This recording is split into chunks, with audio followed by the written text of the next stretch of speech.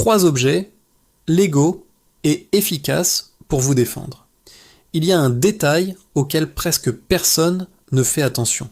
Un détail invisible au milieu de la foule, entre les bruits des klaxons, les silhouettes pressées et les vitrines qui défilent. Un détail qui pourrait pourtant décider de votre sécurité en une fraction de seconde.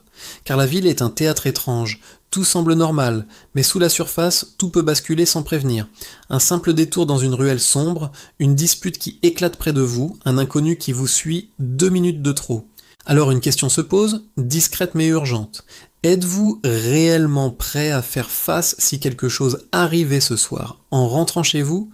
Et si la seule chose qui sépare la panique du sang-froid était 3 objets minuscules, parfaitement légaux, que vous pouvez porter dès maintenant?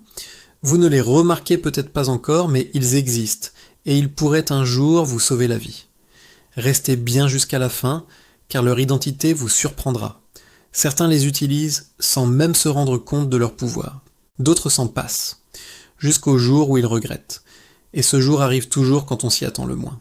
Le monde change, les villes changent, les comportements aussi. Ce qui était rare il y a 10 ans devient aujourd'hui presque banal. Agression improvisée, vol à l'arraché, harcèlement de rue, altercation imprévisible. On ne vit plus dans une époque où l'on peut compter uniquement sur la chance ou sur les réflexes improvisés. La sécurité en ville n'est plus seulement une question de force physique, mais de préparation, d'attention et surtout d'intelligence. Beaucoup croient que s'équiper pour sa sécurité, c'est automatiquement porter des armes ou s'attirer des ennuis. En réalité, la loi permet des solutions parfaitement légales, discrètes, compactes et accessibles à tous. Ce n'est pas une paranoïa, c'est une précaution. La même précaution que boucler sa ceinture avant de conduire ou verrouiller sa porte le soir. Rien de spectaculaire, juste des outils invisibles que l'on espère ne jamais utiliser. Avant de continuer, prenez 1 seconde pour liker la vidéo, appuyez sur le pouce bleu et restez jusqu'à la fin, car ce que vous allez découvrir pourrait réellement modifier votre rapport à la ville. Car au fond, chacun sait qu'un jour ou l'autre, on peut se retrouver au mauvais endroit, au mauvais moment, sans l'avoir demandé. Et ce jour-là, la question n'est pas « pourquoi moi ?», mais « suis-je prêt ?» Alors qu'est-ce que la sécurité urbaine, concrètement ? Ce n'est pas une armure, ce n'est pas une arme, ce n'est même pas un mindset agressif. C'est un ensemble de gestes, de réflexes simples et d'outils modestes qui renforcent vos chances de garder le contrôle dans des situations où la plupart des gens perdent tout repère. Imaginez quelqu'un qui marche dans la rue en pleine nuit, rien d'inhabituel. Mais un bruit derrière lui, un pas trop proche, un souffle dans son dos, et soudain, son cœur s'emballe. Il ne sait pas quoi faire. Il n'a rien pour attirer l'attention, rien pour intimider, rien pour repousser, rien pour fuir efficacement. Et alors il comprend qu'il n'est pas préparé. A l'inverse, imaginez une autre personne dans la même situation. Elle sent une présence suspecte. Elle se retourne calmement. Sa main discrètement placée dans sa poche touche un objet simple, banal, mais suffisant pour créer un espace, attirer l'attention ou neutraliser l'inconfort. Elle garde son sang-froid. Elle a un plan, ce ne sont pas des gadgets hollywoodiens, ce sont de petits outils que l'on trouve dans n'importe quelle boutique légale. Une femme m'a raconté un jour qu'un simple objet sonore lui avait permis d'échapper à une situation inquiétante dans un parking souterrain. Un homme a évité une agression grâce à une lumière aveuglante qui a désorienté la personne qui l'approchait. Rien d'extraordinaire, juste des outils que tout le monde peut porter. Mais voici la question. Pourquoi si peu de gens les utilisent ? Et surtout, pourquoi ne vous en parle-t-on jamais ? La raison est simple. La plupart des gens ignorent complètement ce qui est légal ou non.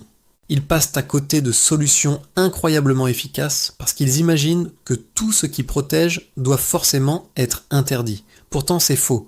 Beaucoup pensent aussi que pour se défendre, il faut être entraîné, sportif ou prêt à se battre. Là encore, c'est faux. La défense urbaine moderne repose sur 3 piliers. Voir, surprendre et attirer l'attention. 3 actions simples, chacune associée à un outil légal. Et pourtant, malgré leur efficacité, ces objets restent sous-estimés. Certains se moquent même de leur simplicité, jusqu'au jour où cette simplicité devient leur seul avantage. Le plus troublant, c'est que les criminels eux-mêmes redoutent ces outils. Pas pour leur puissance, mais pour ce qu'il provoque.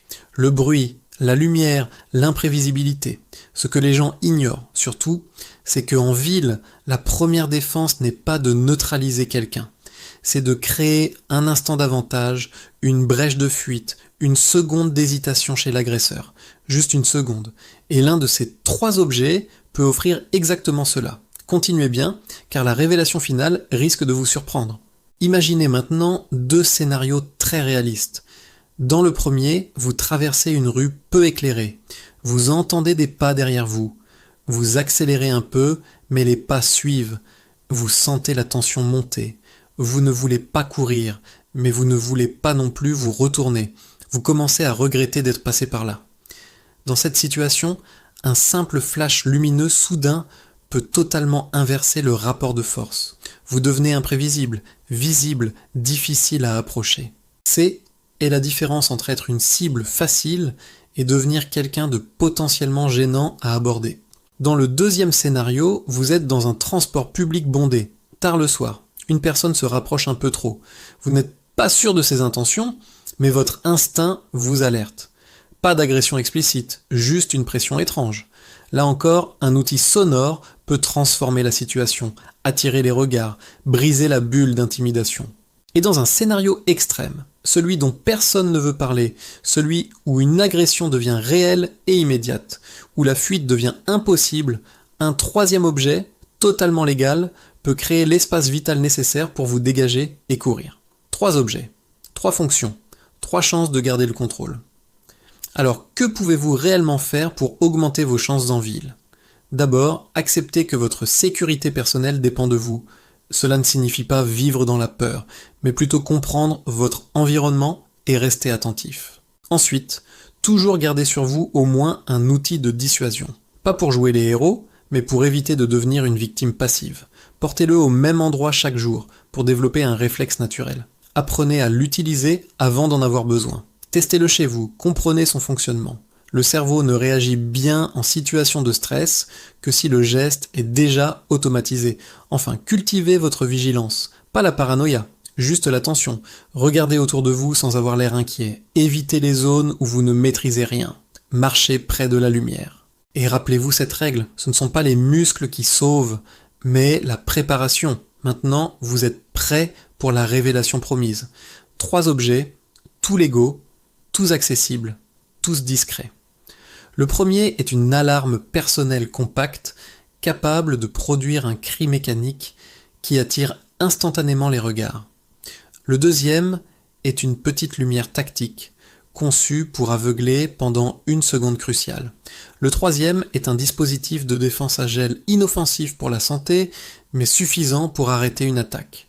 Aucun n'est une arme. Tous sont autorisés, et chacun d'eux peut vous offrir les précieuses secondes qui changent un destin. En conclusion, la ville n'est pas un danger permanent, mais un environnement imprévisible. Il suffit d'une situation, d'un endroit mal éclairé, d'une journée où l'on est plus fatigué que d'habitude, pour comprendre que la prévention n'est jamais une faiblesse. Les 3 objets dont nous avons parlé aujourd'hui ne transforment pas quelqu'un en combattant. Ils transforment d'une personne ordinaire en individu préparé. Et dans une situation critique, la préparation est la seule vraie force. Si cette vidéo vous a éclairé, si elle vous a donné une nouvelle vision de la sécurité urbaine, alors pensez à vous abonner, à liker et à la partager pour aider d'autres personnes à comprendre que la défense ce n'est pas la violence, c'est la lucidité. Protégez-vous, préparez-vous et souvenez-vous, un petit objet peut parfois sauver toute une vie.